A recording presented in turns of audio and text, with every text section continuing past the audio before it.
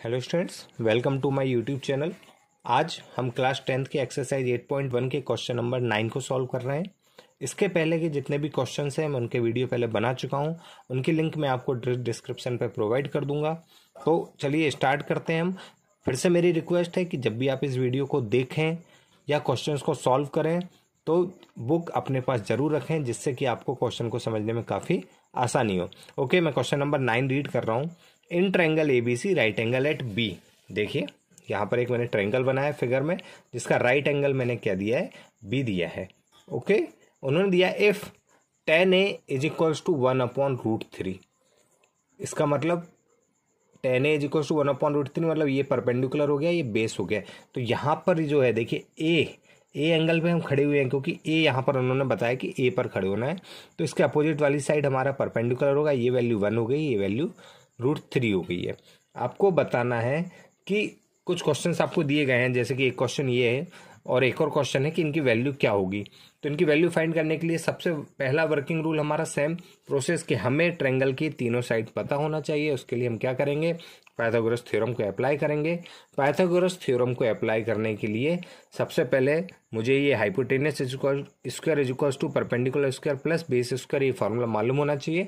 इस फॉर्मूले के बाद कैलकुलेट करने के बाद ये वैल्यू मेरी आई है 2। इसका मतलब हाइपोटेनस की जो वैल्यू आई है वो मेरे पास आ गई है 2।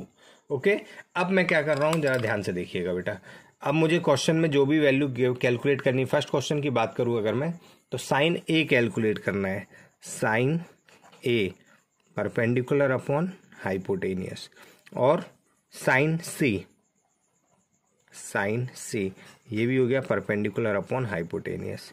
ठीक है, पहले मैं ए पे खड़ा हूं तो ये हो गया 1, हाइपोटेनियस हो गया है 2, तो ये वैल्यू हो गई मेरी 1/2। क्लियर। फिर सी पर खड़े होना है, तो सी पर जब मैं खड़ा हुआ हूँ, ये वाली साइड है, इसके लिए परपेंडिकुलर ये होगा √3, और जो प्रोसेस है उसके अकॉर्डिंग हाइपोटेनियस सेम रहता है, तो ये हो गया हमारा 2। फिर क्या कैलकुलेट करना है, कॉस ए और कॉस सी। चलिए वो भी कैलकुलेट कर लेते हैं। कॉस ए ये होता है बेस अपॉन हाइपोटेनियस, और कॉस सी ये भी होता है बेस अपॉन हाइपोटेनियस। ओके, ए पर खड़े हो रहे हैं तो बेस हो गया √3, हाइपोटेनियस है 2। सी पर खड़े हो रहे हैं तो बेस हो गया है 1, क्योंकि ये वाली साइड परपेंडिकुलर हो गई, ये हो गया बेस, तो 1/2। तो ये चारों साइड मैंने सबसे पहले फाइंड करके रख ली। अब इनको उठा करके मैं यहाँ फॉर्मूले में पुट कर रहा हूँ। देखिए कैसे, सबसे पहले साइन ए की वैल्यू है 1/2 इंटू कॉस सी की वैल्यू भी है 1/2 प्लस कॉस ए की वैल्यू है √3/2 इंटू साइन सी की वैल्यू भी है √3/2। ये साइड हो गई 1/4 प्लस √3 इंटू √3 3/4।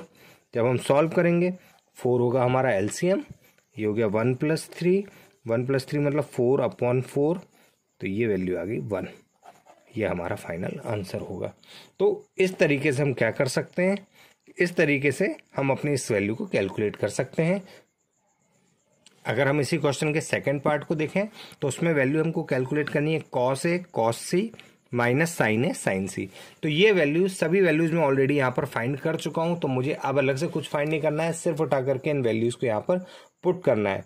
तो कॉस ए कॉस सी, देखिए कॉस ए की वैल्यू है √3/2, कॉस सी की वैल्यू है 1/2। वैल्यू यहाँ पर है बेटा, ये यहाँ पे हमने कैलकुलेट की थी, यहाँ से उठा करके हम वैल्यू को यहाँ पर पुट कर रहे हैं, और कुछ भी नहीं करना है, परेशान नहीं होना है ज़्यादा।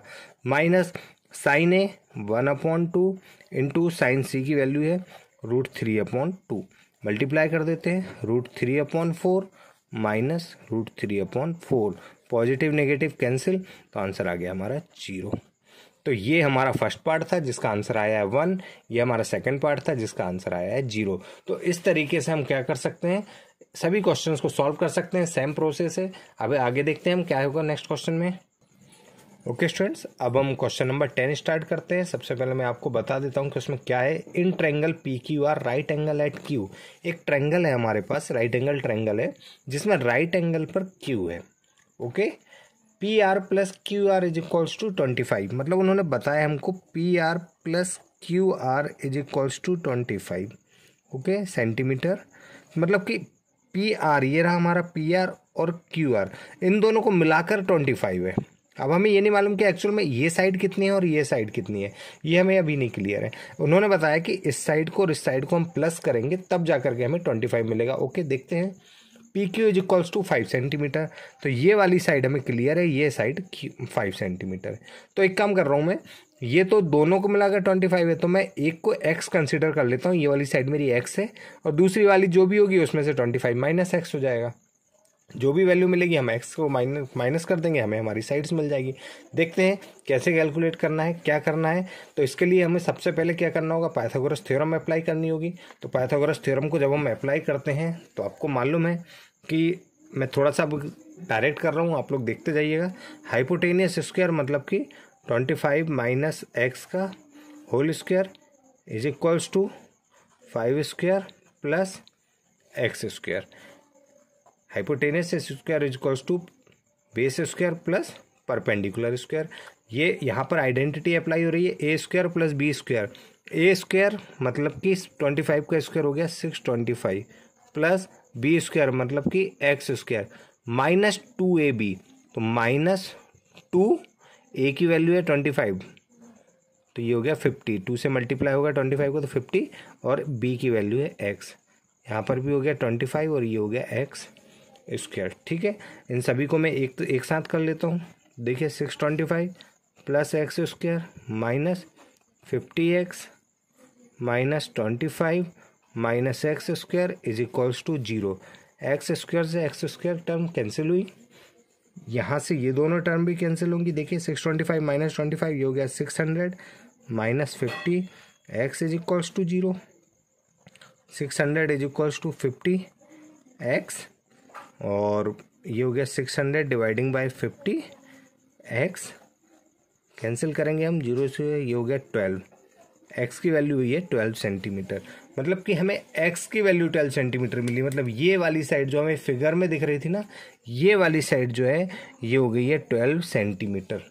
आपको दिख रहा होगा ये वाली साइड कितनी होगी फिर बताइए, 25 माइनस 12, इसका मतलब 13 सेंटीमीटर। तो ये साइड है हमारी 13, ये है 12 और ये है 5। अब मुझे कैलकुलेट जो करना है वो उसकी बात करता हूँ मैं। तो सबसे पहले मुझे कैलकुलेट करना है साइन पी, यहाँ पर लिख रहा हूँ ना साइन पी। साइन क्या होता है, परपेंडिकुलर अपॉन हाइपोटेनियस।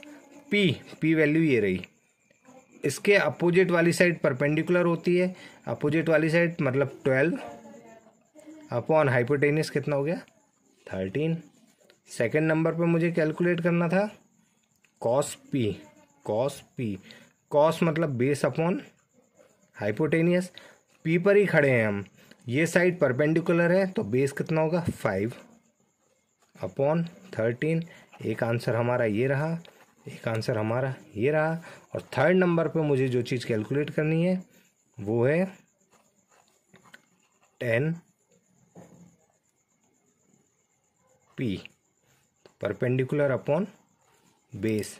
ये रहा परपेंडिकुलर, कहाँ है परपेंडिकुलर बताइए, यहाँ पर पी पर खड़े हैं तो ये साइड होगी परपेंडिकुलर, मतलब कि 12 अपॉन बेस क्या होगा, बेस ये होगा, ये होगा 5।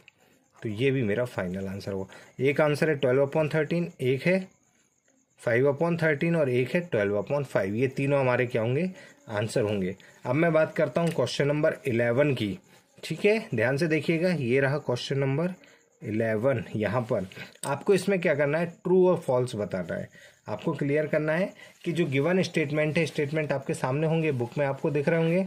तो ये स्टेटमेंट जो है ट्रू हैं कि फॉल्स हैं, ये स्टेटमेंट बेटा जो ऑब्जेक्टिव टाइप क्वेश्चंस होते हैं हमारे, उनमें पूछे जा सकते हैं। तो आपको क्या करना है, इन क्वेश्चंस को पढ़ना है, समझना है। मैं आपको इनके आंसर्स बताता हूँ कि फर्स्ट जो वैल्यू है हमारी वो फॉल्स है। उन्होंने बोला the value of 10 is always less than 1, false है। ये वैल्यू जो होती है ग्रेटर देन 1 होती है। सेकेंड नंबर पे ट्रू है, क्यों, क्योंकि sec a equals to 12/5 for some value of angle A.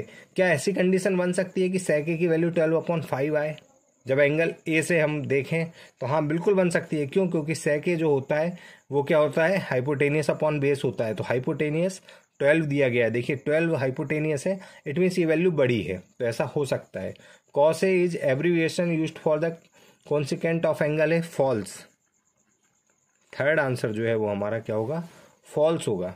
Fourth number पे cot is product of cot and A, false, ऐसा कुछ भी नहीं होता, कोई प्रोडक्ट नहीं होता ये क्या होता है, ए तो एंगल है वहाँ पर। फिर उन्होंने पूछा है फिफ्थ नंबर पे sine theta is equal to 4/3 for some angle theta. क्या साइन थीटा 4/3 होता है? हमें मालूम है साइन थीटा क्या होता है, परपेंडिकुलर अपॉन हाइपोटेनियस, और क्वेश्चन में गिवन है 4/3। 4/3 मतलब हाइपोटेनियस की वैल्यू 3 है, और आपको मालूम है कि ट्रायंगल में सबसे बड़ी साइड क्या होती है, हाइपोटेनियस होती है। तो ये कंडीशन यहाँ पर एप्लीकेबल नहीं है। इट मीन्स फिफ्थ नंबर पे जो कंडीशन गिवन है वो भी है हमारी फॉल्स। तो इस तरीके से हमारे क्वेश्चन नंबर 9, 10 और 11 यहाँ पर कवर हो गए हैं। आई होप कि आपको समझ में आ गए होंगे। आज ये एक्सरसाइज हमारी कंप्लीट हुई है, इसकी प्रैक्टिस जरूर करिएगा। नेक्स्ट एक्सरसाइज हम नेक्स्ट वीडियो में देखते हैं। वीडियो पसंद आया है तो लाइक करिए, चैनल को सब्सक्राइब करिए। Thank you.